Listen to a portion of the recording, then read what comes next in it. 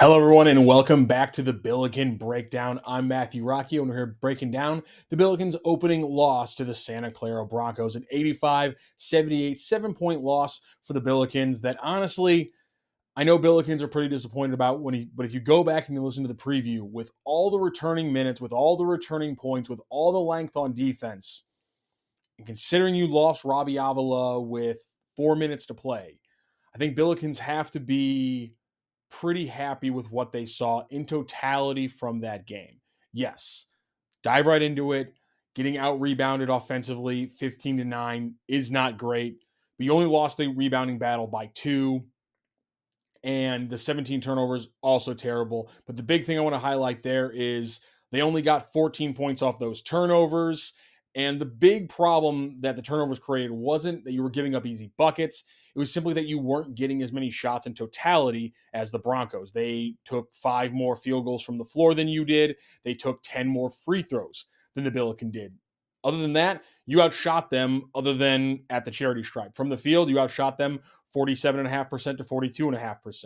From three-point land, again, very similar takes, 12 of 34 versus 12 of 35, almost the exact same, but you didn't do worse. You actually technically did better. And from two-point land, they went 16 of 31 for over 50%. The Billikens shot 17 of 27 for 62.9%, which puts them right at last year's league-leading rate in college basketball, which was held 62.7% by the Indiana State Sycamores. I'm sure you've heard of them by now if you're a Billikens fan. So again, it wasn't great. Obviously, you don't like having the opening night L on your schedule, but other than that, when you look at a strong opening game from Robbie Avila, the strong second half from Isaiah Swope, and the fact that Kellen was able to get involved the way he was, another transfer in Kaluanya had a solid game. They weren't able to get him involved offensively. We're going to dive a little bit into Kaluanya later this week, but he had a solid game as well. The big thing, though, of course, is the complete lack of scoring from the bench.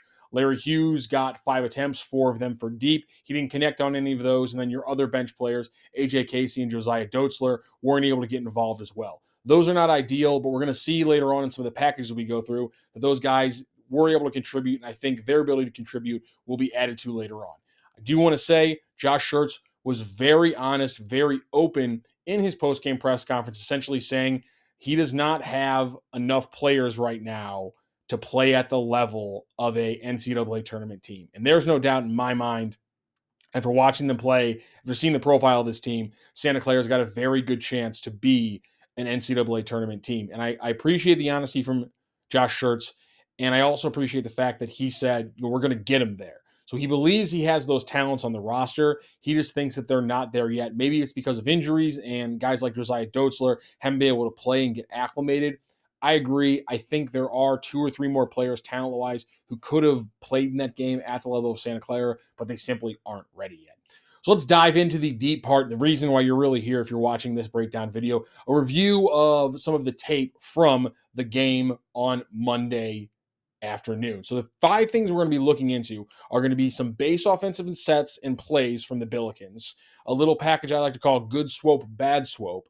The rest of the Billikens offense, when Robbie Avila was not out there, I put together a package of Kellen game because I thought he was fantastic. We're going to try to look at some of the chances he was able to miss and really lock in on some of the great defense he was playing throughout that game. And then our 5th and final package will be jumping into the Billikens defense as we look at the way that Robbie Avila plays in drops, the way they switch on the perimeter, and some other little permutations of the St. Louis Billikens offense as we kind of learn along with the Billikens so far. We're actually going to dive right into package number 1 again.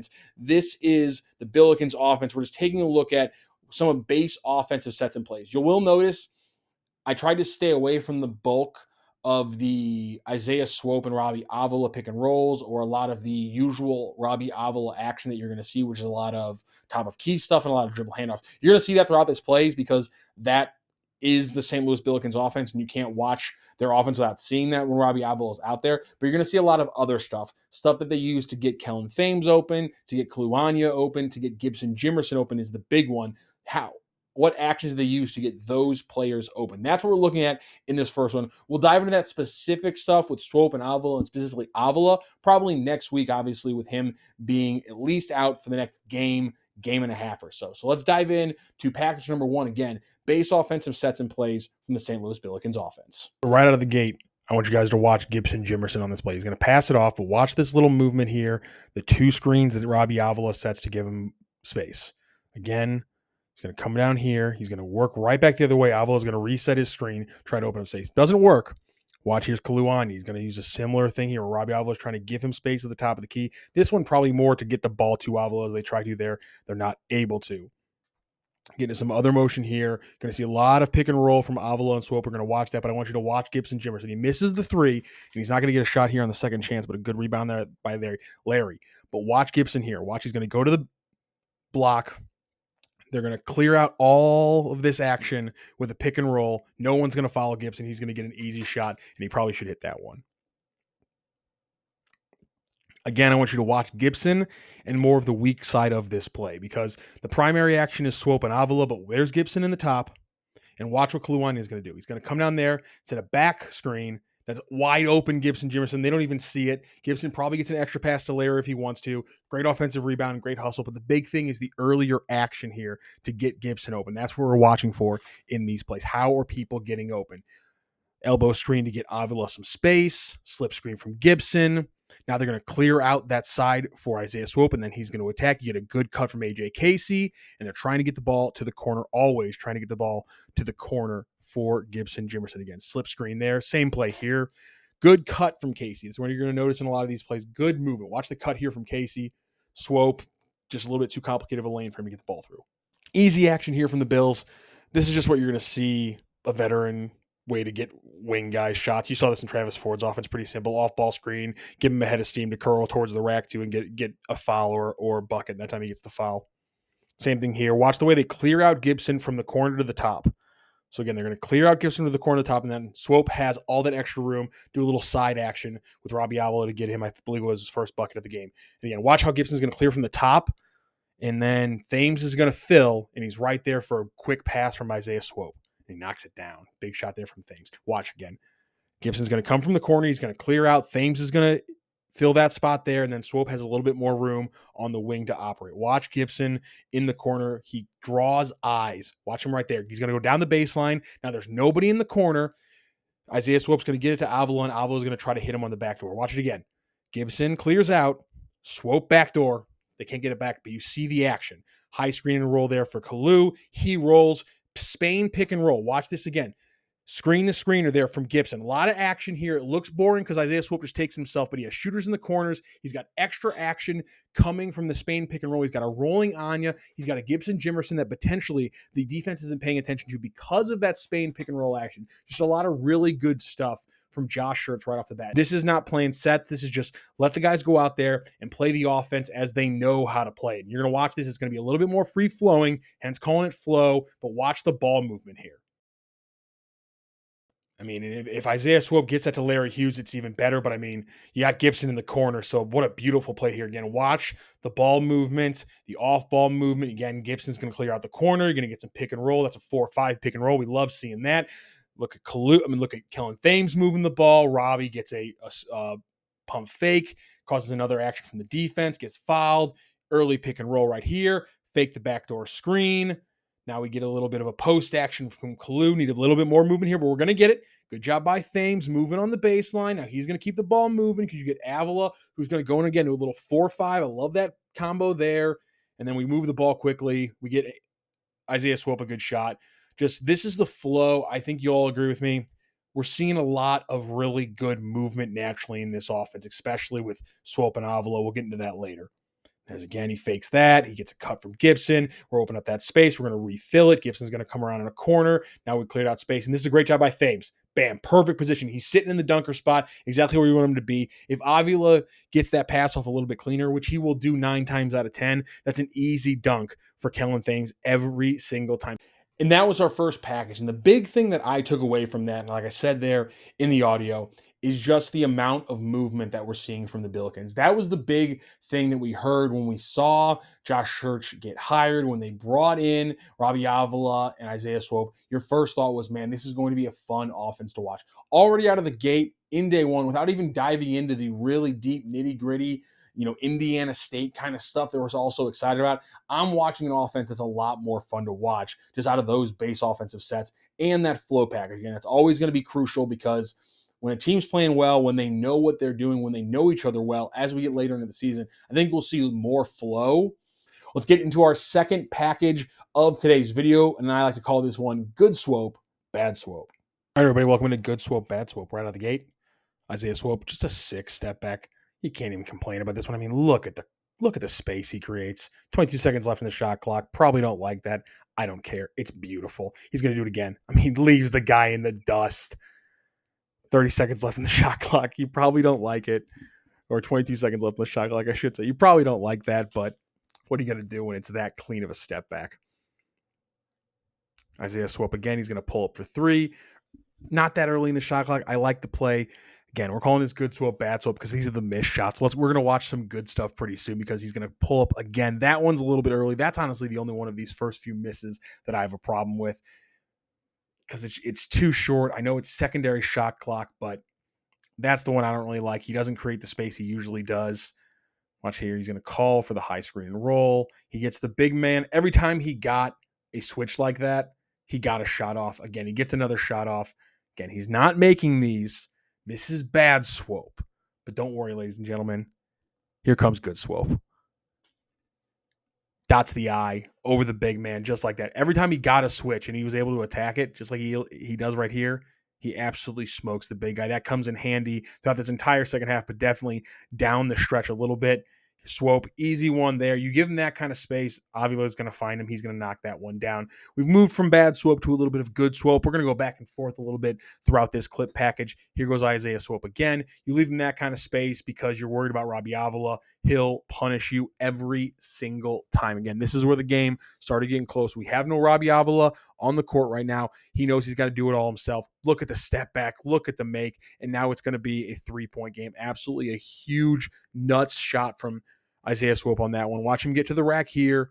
Probably one he wants to pass it off. He's got people in the corner. There's Gibson. There's AJ Casey. There's Robbie Avila. Everyone crashes around him. He's got shooters all around him. That's the one where he really needs to be a passer. And maybe one late we're going to talk about that one. Again, forces a 2 there. He needs to be a passer here because they're crashing hard on him. And he's got cutters. He's got open shooters. But again, this is the loss of Kobe Johnson. And this is Isaiah Swope being the passer and distributor that he doesn't want to be and doesn't need to be in this system if everybody's healthy. Again, he's forcing that one there. Tries to get to the rack here. Forces it. Same play there.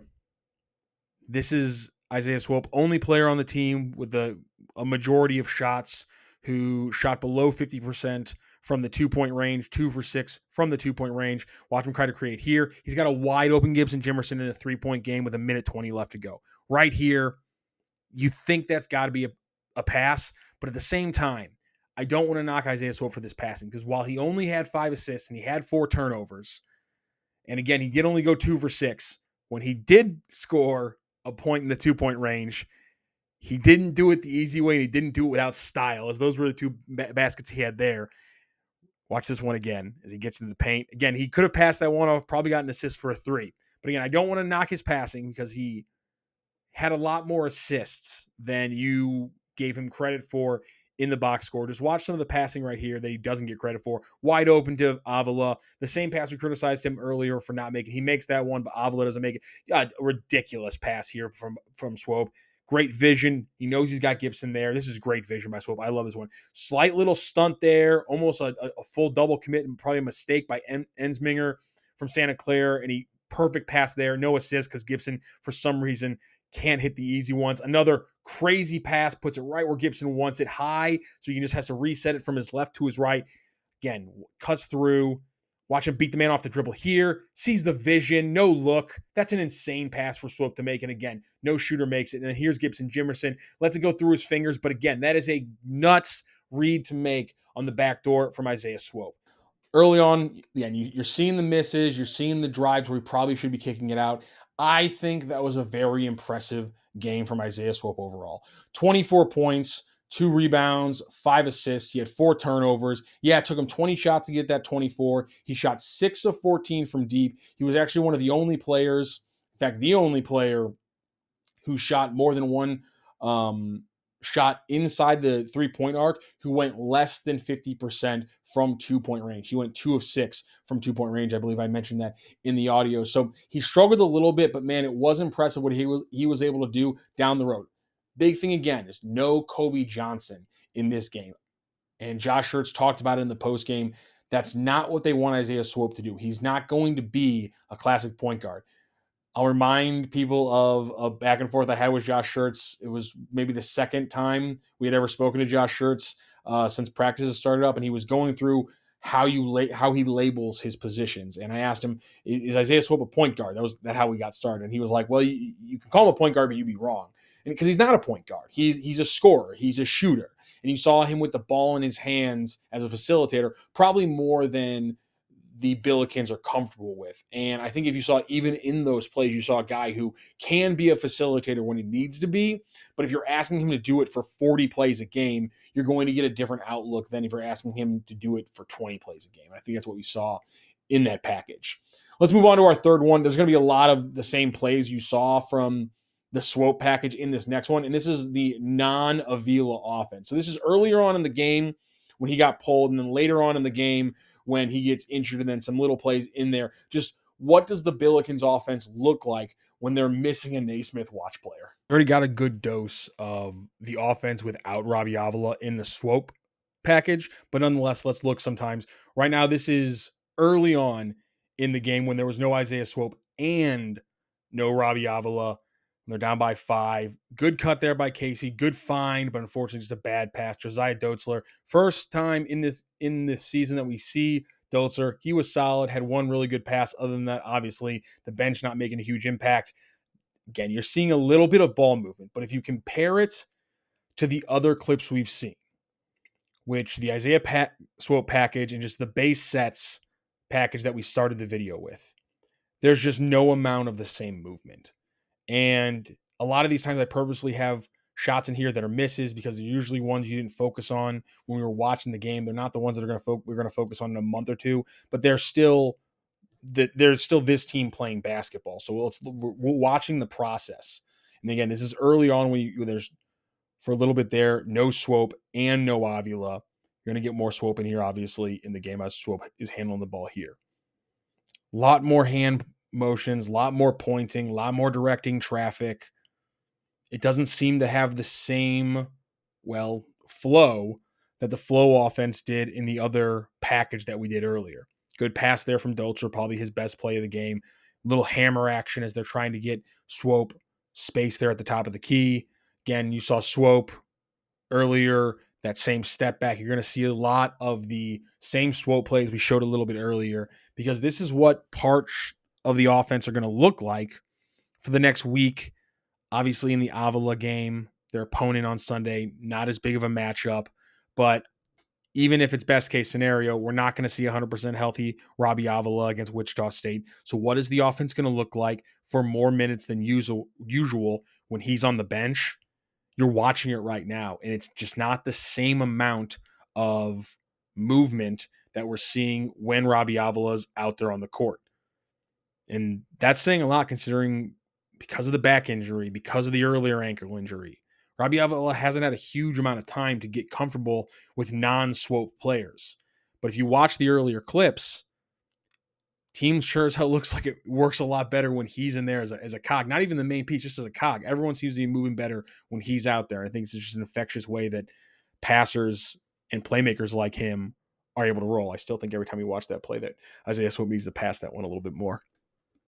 And obviously, the answer to my earlier question is it looks very different. You just saw a lack of movement throughout that entire time. I don't expect it to be that different and that problematic throughout the half of the Wichita State game that he probably doesn't play, and obviously all of the Avila game that he does not play. And again, the Avila game on Sunday is an NAIA school. I expect to see a lot of different things in terms of rotations and plays and sets and so on and so forth. So I'm not saying you're going to see that without Avila, but I do think it's interesting. That's what the offense looked like, both before he got injured, just when you had to take him out for the times you have to take him out. And then obviously later on in the game when he gets injured and Isaiah Swope puts the team on his back and you saw a lot of standing around. That one is a little bit harder to judge than the earlier time. We did see a lot of standing around, but it's early in the game. He's not hurt yet. I'm not sure why there was a lack of movement, and you definitely saw a lack of cohesion at times in that offense.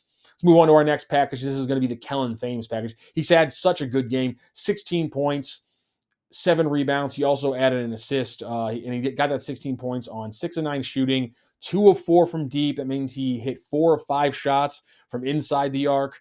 Just a fantastic job by Kellen Thames. He also got to the line and hit 2 shots there. You're going to see both of those, all those highlights really from Kellen Thames. It was a great game from him. He got a lot of great defensive plays as well. He did not get a block. He did not get a steal. I'm not sure how his box score didn't reflect that. When you watch him play, there at least should be a block and a steal on Kellen Thames' box score from that game. Somehow there isn't, and that's why breaking down this kind of play is fun, because you see stuff that the box score didn't pick up that we probably should have. So without further ado, here's Kellen Thames throughout the entire game against Santa Clara. So again, we're watching Kellen Thames, this whole entire package, just the decisiveness on this play. And that's the big word with Kellen Thames throughout this package. You're going to see decisiveness. Just to watch him, he's going to come through a little movement here. He's going to get the ball as soon as he sees that open, and he knows they're not going to switch. He knows that he's got a little space because his man's going to try to stay with him. He's going to get caught in that little switch. He knows that he can attack that spot, and he does. He's able to finish. Same spot here. Space opens up. He attacks it. Draws the foul. Huge play here from Kellen Thames. Again, he's going to come around a little bit of action here on the weak side, get it. He's going to get us a little slip screen, and as soon as he sees the space, he attacks it.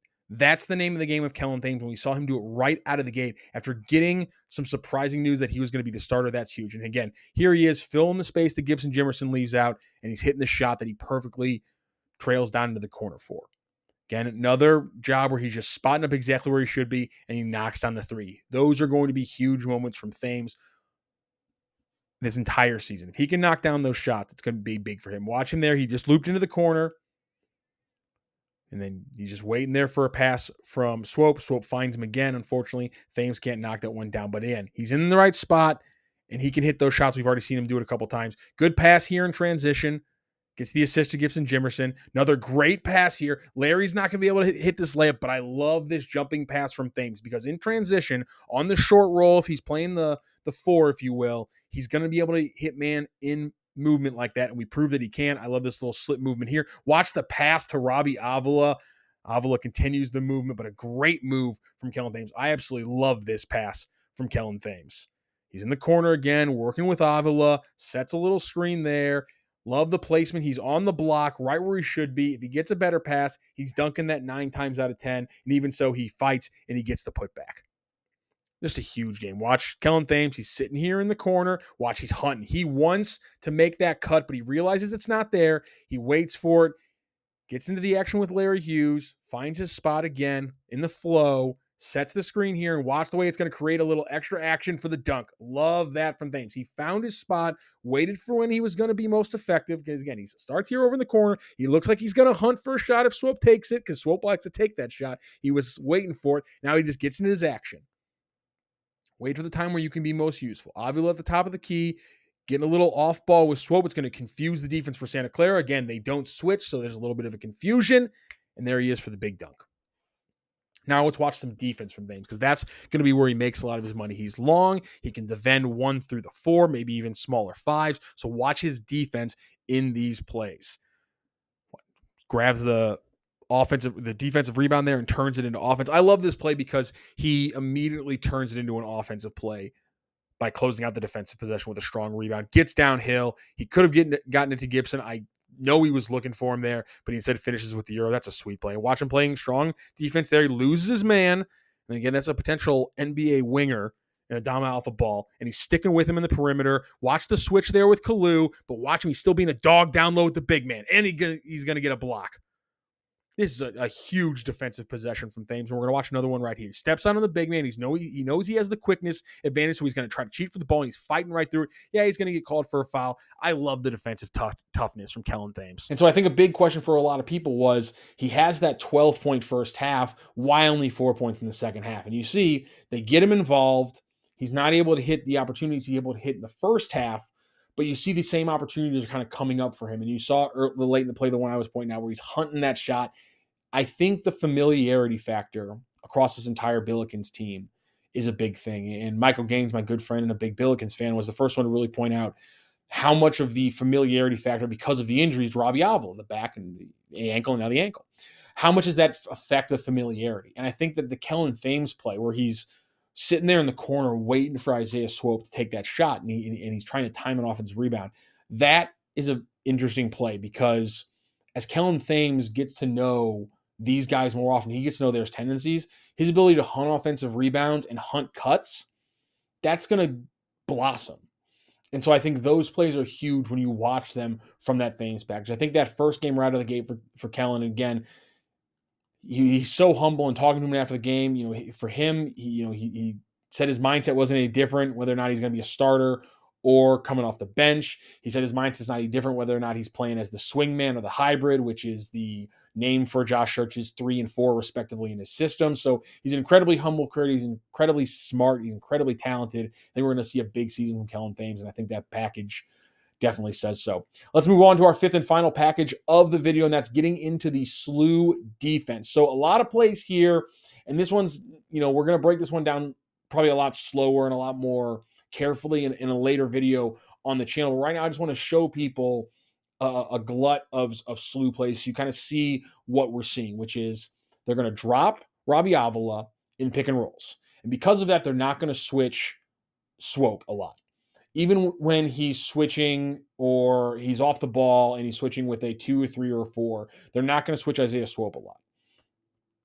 And they're not always going to switch their 2, 3, and 4. But when they do switch those 2, 3, and 4s, they're very aggressive with it. And you'll see later on in this package, a lot of those switches coming from better defenders. So your Kellen Thames, your Kalu Anyas, those guys are switching almost every chance they get on the perimeter. It'll be interesting to see Kobe Johnson, 6'4", with a 7-foot wingspan. How much more do they switch when he gets in there? So they are switching on the perimeter, but I don't think it's as much as people expected throughout that game. So again, we're watching the drops, and we're watching the switches, and we're also watching why the Billikens aren't switching. All right, let's watch some defense. Again, when things we're watching, you saw it right there. Early pick and roll. We're watching switches on the perimeter, 2, 3s, and 4s, and we're watching a drop from Robbie Avila and not a lot of switches because of that from number 1, Isaiah Swope. So there's the drop. Watch for the switches on the perimeter. And there's going to be one thing we're going to look for. Watch, there's the quick switch there. Now Gibson's going to have ball down low, and Ball's able to beat him here. So the one thing we're watching for, watch Robbie Avila in the drop. Isaiah Swope doesn't switch. Finally, they are able to corral it. Great job there. You saw a later switch there, I think more of confusion. One thing to watch for on these plays is how switching is affected by where Robbie Avila is in the defensive possession. If the ball is around Avila, you're usually not seeing a switch. Great job by him corralling on the drop. That's the big thing with the big man then. You're trying to corral the ball, stay in front of the roller, also put yourself between the roller and the ball potentially. Watch Avila do that right here. Puts himself between the ball and the roller. And here he probably could have gotten dunked on, obviously, if this is a better pass, but he's a little higher than usual. Watch how low he gets here. Completely different. He gets lateral. He's with his man. Earlier in the play on Tilly, where he almost got alley-ooped over him, he stayed flat. He stayed a little bit too high. Watch consistently Avila in these drops and how deep he's dropping to corral these ball handlers. And sometimes it hurts because, look, Tilly stayed out there in the perimeter. Avila never touches him. Kalu, by the way, gets a great tag there. Almost gets a steal. And you see on this one, they actually did the similar thing where Kalu actually dropped, and Avila is over here on the block, and he almost gets caught out of place with a three-pointer over him. Luckily, they missed that one. But that's another way you can get SLU out of position, is take Avila out of the position completely, make him a helper on a corner 3-man, and if he's cheating into the paint, he's not recovering to that corner man as much. There's a switch there from Thames and Kaluanya. They're going to stick with him. You saw this play earlier with Thames, and bam, he's going to get another big stop. The switchability right here for Thames, for Anya, even for Larry Hughes, that's big for this SLU team. Watch, Thames is going to play some good defense here. Hughes is going to cheat for a steal, but then you had the rotationary help from Gibson Jimerson. You see it right there, a SLU defense predicated on switching 2, 3, 4. A lot of the times with your 3 and your 4. One of the big things Josh Schertz talked about was the switchability of Gibson Jimerson. And remember earlier, I talked about the times when they don't switch. Again, watch the ball when it gets around Avila. They do not switch. Again, there's two players around Avila. Gibson doesn't switch on either of those players. Larry and Gibson didn't switch on either of those double screeners. And I think it's because they don't want anybody switching. Watch, two screens right in front of Avila, and there is no switch on the perimeter. That's the big change with this as well. Again, Avila next to two men, neither Hughes or Gibson switch. Earlier in the possession, the earlier play, they did try to switch. Watch this here. Gibson's going to completely run through it. They had a switch earlier, and I think it was a mistake because every other time we see two screeners above Avila, the two slew defenders do not switch on the perimeter. Again, two players right around Avila, no perimeter switch between Gibson and Larry Hughes on that one. And then again over here, probably should have been a switch with Swope and Gibson. I'm not 100% sure yet. That's the big question. When it's a non-pick and roll, do they switch with Gibson? Do they switch with Swope? Because right now, when it's a pick and roll, and it's usually a 1-5, there's no switch happening there. And that was our final package for this video. I hope you guys enjoyed it. Again, I think it was a fascinating game. There's still a lot to take away from that Santa Clara game. And with the injury to Robbie Avila and with the weird schedule for the Billikens, we're not done with that Santa Clara game. Because we have the Avila game coming up on Sunday, again, an NAIA game at Schertz at 3 p.m., it kind of changes what we're going to do. So this week, I'm going to actually look at the Santa Clara game again. We're going to dive into a lot of the Robbie Avila and Isaiah Swope stuff because we're not going to see it on Sunday. So next week, we're not going to have any extra Robbie Avila stuff to look at. So we're going to look at the Robbie Avila and Isaiah Swope stuff from the Santa Clara game next week as we kind of ramp back up to hopefully a return of Avila to the Wichita State game. I would expect maybe 12, 13, 15 minutes in that game with the way they're talking about the sprained ankle right now. Don't hold me to that. He could be held out of that game. It wouldn't shock me, but I do think we see him get some minutes there. So as we ramp back up to getting a healthy Robbie Avila, we'll dive back into the glut of this offense, which is what Avila looks like. But that's a quick breakdown of what I saw. Some interesting thoughts from this Broncos game. If you want to hear some more stuff, if you have specific things you want me to break down from the Broncos game, please, you can send me a direct message at RockSTL on Twitter. You can message me right here on the YouTube channel as well. Let me know what you want to see from this game. One last thing before we go and I kick you out to the weekend. Something we're going to be tracking throughout the entire season, I'm going to be showing you guys, is the lineups. You guys can see plus and minuses for individual players. That's interesting to me, but the most fascinating thing to me, and really this got interesting with NBA teams, is looking at what lineups plus minus are. So I'm going to throw up a graphic right now tracking the full plus minus of the lineups for the Billikens so far. This is game one right out of the gate. It shouldn't shock anybody, obviously, when you don't have a bench. Your main starting five was unbelievably your most successful lineup.